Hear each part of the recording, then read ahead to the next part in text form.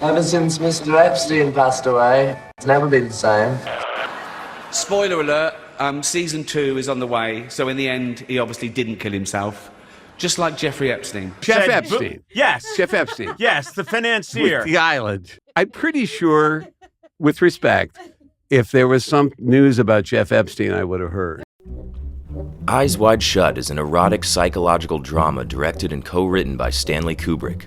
The film follows a Manhattan doctor played by Tom Cruise who infiltrates a secret society of sexual deviants, posing a threat to his already rocky marriage with Nicole Kidman. Wait, are we still talking about the movie? The film is a fine piece of art in and of itself, but it also includes several additional layers that add a bit more to the surface-level story. Firstly, as mentioned, Tom Cruise plays against his at-the-time real-life wife, Nicole Kidman, and many have since come to speculate that the experience had a negative impact on their relationship. Either that, or something unrelated. Anybody's guess. Second is the fact that this was Kubrick's 13th and final film. In fact, he died of a massive heart attack near the end of post-production, leading some conspiracy theorists to believe that the famous director was actually murdered for trying to expose a real-life pedophilic sex trafficking ring embedded within the upper class. Now, whether or not that theory holds any water is up for debate. Crew members on the production have denied any final edits were made after his death, but we may never truly know. What we do know is that there is no multinational underage sex trafficking ring run by the criminal elite who meet up for cult-like hedonistic murder orgies in a secret mansion full of weird satanic pervert shit. Right, gang? Who else did he traffic these young women to? Himself. There is no credible information. None. If there were, I would bring the case yesterday that he trafficked to other individuals. And the information we have, again, is limited. So the answer is no one? For the information that we have. In the files? In the case file. Of course, this is not the first time Stanley Kubrick and conspiracy theorists found themselves on a Venn diagram together. The most popular of the Kubrick conspiracies is the one tying the famous director to the 1969 moon landing.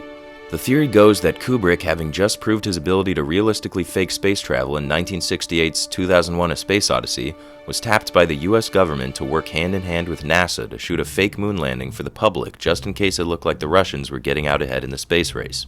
Those who believe this claim also tend to believe that Kubrick's side of the deal involved the opportunity to do something that has never been allowed before or since.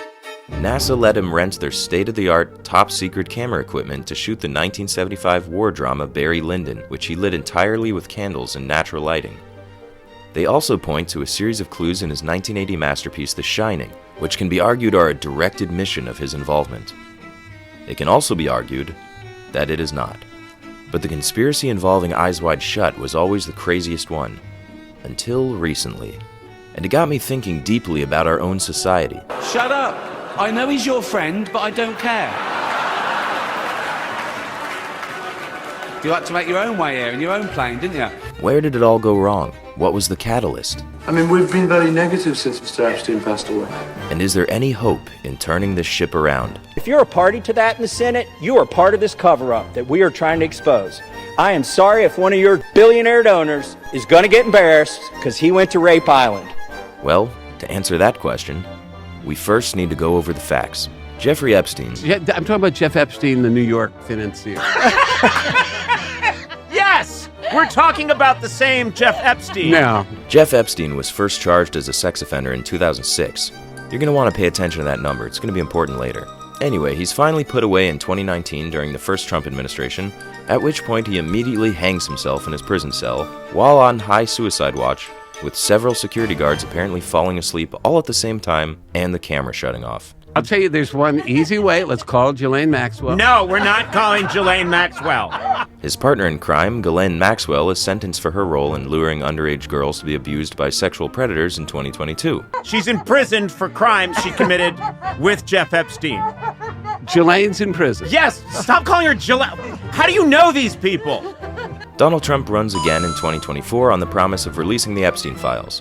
However, once in office in 2025, he moves Ghislaine to a much nicer facility, then claims the Epstein files were a Democrat hoax all along, and that his supporters who believe in that stuff need to get over it.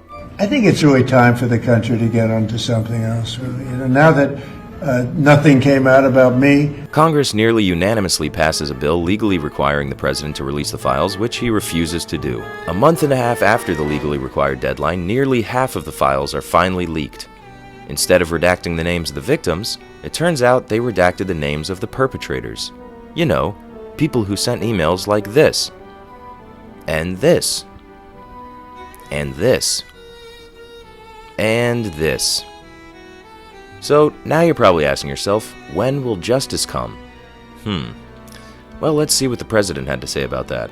But I think it's time now for the country to maybe get onto something else. Now it seems more and more likely that Trump will fully pardon Ghislaine so she doesn't say anything sordid about him, thus finally bringing closure to this whole unseemly chapter of modern American history. Well, glad that's over. What should we talk about now? She said something about that there was like thousands of hours of tapes of people doing horrible crimes. There is. And didn't the FBI dude say that there was nothing? Kash Patel said there's nothing you're looking for. Oh, okay. Okay. I mean, what am I going to do? I'm going to push back. Right. Yeah, you know what? Now that you mention it, that would have been cool. Good idea, Joe. Maybe next time, huh?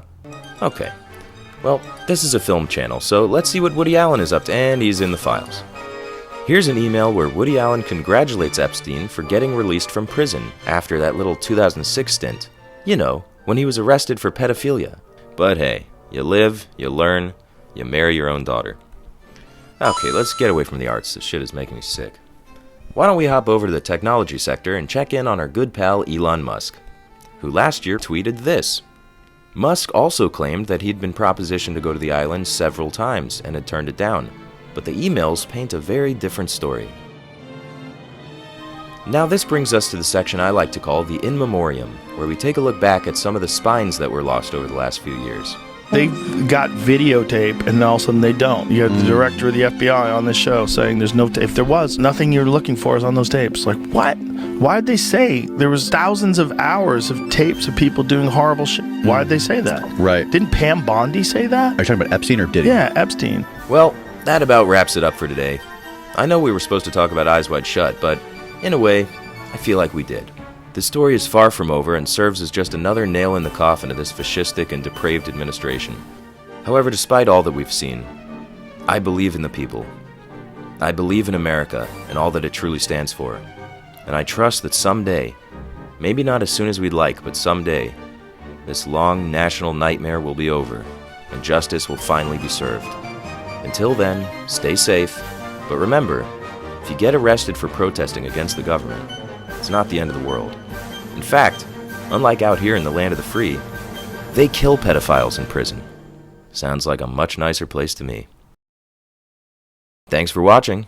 You can check out some of my other videos here, and subscribe for more content like this.